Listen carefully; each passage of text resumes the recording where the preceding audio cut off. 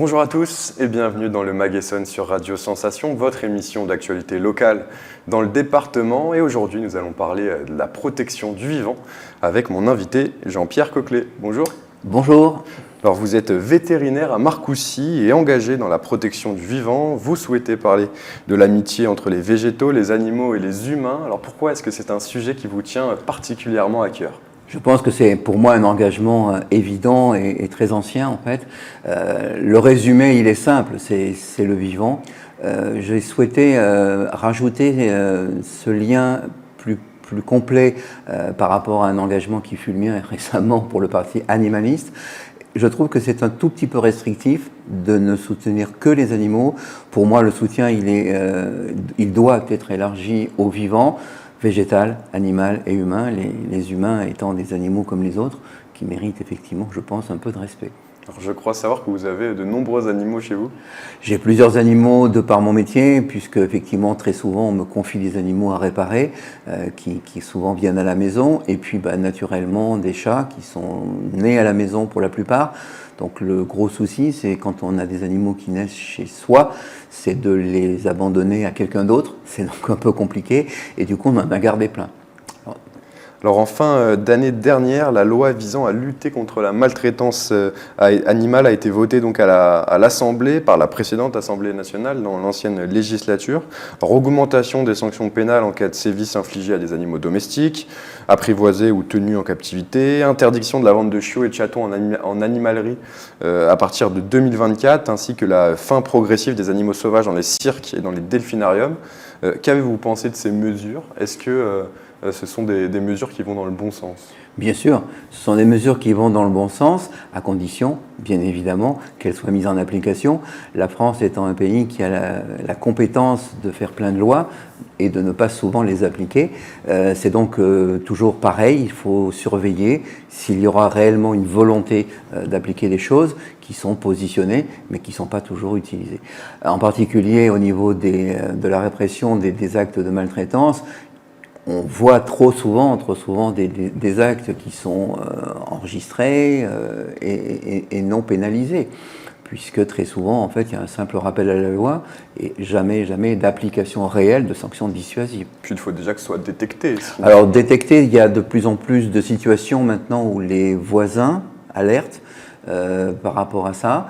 Et puis, nous avons, nous, une préoccupation, mais elle est complexe, c'est qu'en fait, on nous demande éventuellement de signaler des maltraitances sur l'animal que l'on pourrait nous détecter. Simplement, c'est un peu la même problématique que pour les humains, c'est pas toujours évident. C'est sûr que si on voit un animal qui est trop souvent blessé, avec des chocs, des choses comme ça à répétition, on peut avoir un doute légitime. Simplement, la dénonciation est complexe et c'est pas toujours facile pour nous d'aller dans le sens de cette dénonciation qui serait nécessaire. Alors la nouvelle Assemblée vient d'être élue. Qu'attendez-vous d'elle sur la question de la condition animale pour les années à venir ? Pas grand-chose. Pas grand-chose, je vous ai signalé ma déception. Les deux seuls vétérinaires qui étaient présents n'ont pas été reconduits. Donc il y a déjà un manque évident de gens dont la sensibilité devrait les conduire, en particulier mon confrère Loïc Dombreval, qui a été assez actif et qui avait agi dans le bon sens pour faire passer cette loi. Il n'est plus présent. C'était le député rapporteur de la loi voilà, justement tout à fait, précédente Loïc Dombreval, qui est un confrère. Pour lutter contre la maltraitance animale. Tout à fait. Et donc c'est vrai que sa disparition est un mauvais signe, c'est un mauvais signal. Et la reconduction de l'équipe actuelle est aussi un mauvais signal en raison du peu d'intérêt, j'ai l'impression, je crois qu'on peut le dire, du peu d'intérêt à aller dans le sens d'une meilleure protection de l'animal. Vous étiez candidat dans la 4e circonscription de l'Essonne pour le parti animaliste. Ces résultats, globalement, dans le département, vous ont déçu ? Oui. Oui, je dois pas le cacher. Le parti dit que c'est pas mal. Des amis m'ont dit oui, tu sais, c'est pas mal, 1%, etc. Je suis pas tout à fait d'accord. Je trouve qu'il y a deux échecs manifestes. Il y a l'échec de la participation, qui est connu, qui est classique, mais qui à chaque fois est très douloureux. Parce qu'effectivement, je pense qu'un certain nombre de personnes qui s'abstiennent de voter auraient pu être séduits par le parti animaliste, qui est un parti apolitique, transpartisan, qui proposait une orientation sur quelque chose de simple, améliorer la protection de l'animal. Et je pense qu'on aurait pu, à ce moment-là, avoir des scores beaucoup plus importants si on avait pu séduire les abstentionnistes. Et puis ensuite, évidemment, les engagements sont faits sur des grands partis, et c'est toujours un peu la déception des petits, comme nous. Et on sait très bien aussi qu'on a eu une présence médiatique assez faible, et c'est pour ça que je vous remercie déjà de me permettre de m'exprimer sur la protection du vivant, parce que pour moi c'est quelque chose d'important, et les grands médias évidemment ne nous ont pas du tout laissé parler de ça, tout préoccupés qu'ils sont par les grands débats et les grands partis. Alors, ces dernières semaines, nous avons subi des vagues de chaleur importantes. Le transport des animaux est encore plus en ces moments difficiles et parfois aussi cruels. Le ministère de l'Agriculture a rappelé que lorsque les départements étaient placés en vigilance orange canicule, le transport de ces animaux devait être bloqué entre 13h et 18h. Est-ce que la réglementation actuelle est-elle suffisante selon vous? Absolument pas. Absolument pas. Il y a une évolution évidente et à mon avis obligatoire, c'est de supprimer les transports. Carrément, de supprimer les transports sur de longues distances. C'est inacceptable dans les conditions dans lesquelles ils sont pratiqués. Il n'y a pas suffisamment de surveillance. Et bien évidemment, en cas de canicule, c'est pas juste faire une pause, la pause dans les périodes les plus chaudes.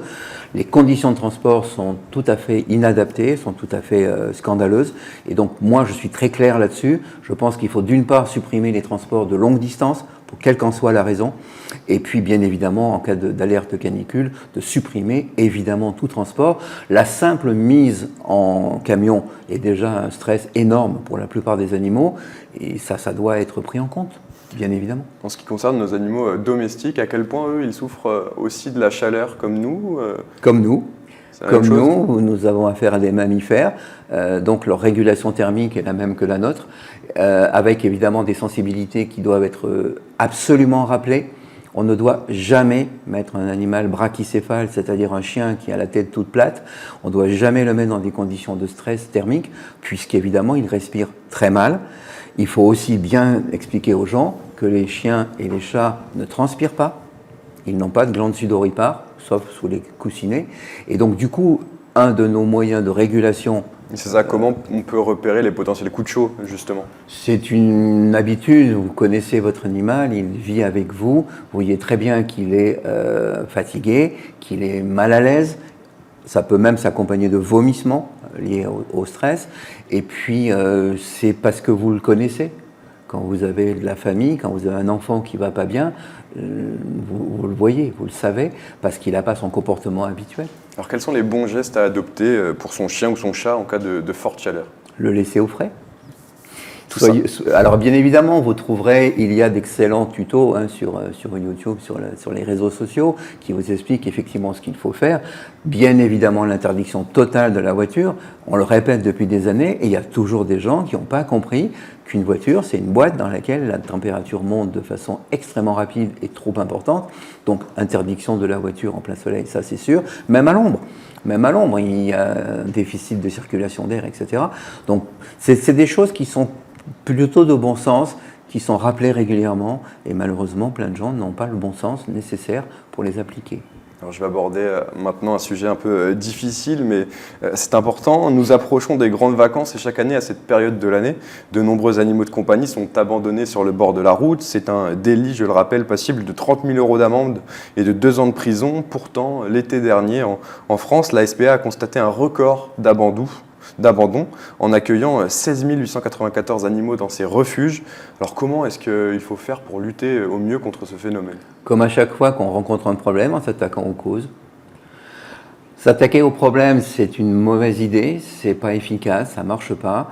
Il faut s'attaquer aux causes. La cause, c'est un défaut de stérilisation des animaux de compagnie, donc des reproductions excessives.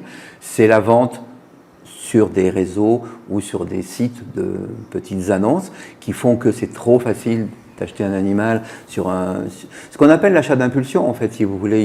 Il est évident que on peut regretter, enfin, évidemment, les grands magasins regrettent qu'on leur supprime la vente des animaux de compagnie, mais il faut être réaliste. Beaucoup trop d'achats dans ces magasins sont des achats d'impulsion sur sollicitation des enfants, etc. Et après, il y a la réalité. La réalité, c'est qu'effectivement, cet animal, il faut savoir quoi en faire. Souvent, ne pas pouvoir l'emmener en vacances avec vous. Donc les solutions sont relativement simples. Il faut des achats raisonnables et il faut surtout aller adopter dans les refuges parce qu'effectivement, c'est la solution. Parce que il y a une chose que moi je veux dire, qui souvent n'est pas assez évoquée. Les gens vous disent, oui, j'ai abandonné mon animal, mais je l'ai confié à un refuge. Or, sachez-le et répétez-le, un refuge, c'est une boîte. Quand une boîte est pleine, qu'est-ce qu'on fait de ce qui rentre, de ce qui veut rentrer? Il faut faire de la place, c'est un problème, et il faut que les gens sachent que lorsqu'un refuge est plein, il y a des euthanasies. Ça veut dire que cette chose-là doit être évoquée. C'est une facilité de se dire j'ai amené mon animal dans un refuge et du coup il va être réadopté. Beaucoup d'animaux ne sont pas réadoptés, les vieux, les chiens plus difficiles, etc. C'est un vrai combat qui est le mien depuis des années et je crois qu'il n'est pas suffisamment explicité aux gens. Merci beaucoup Jean-Pierre Coquelet d'avoir été avec nous sur Radio Sensation. C'est un plaisir et je vous en remercie bien évidemment. Et je rappelle que vous êtes vétérinaire à Marcoussis et vous pouvez retrouver cette émission en replay sur notre site internet, notre application et notre chaîne YouTube Radio Sensation.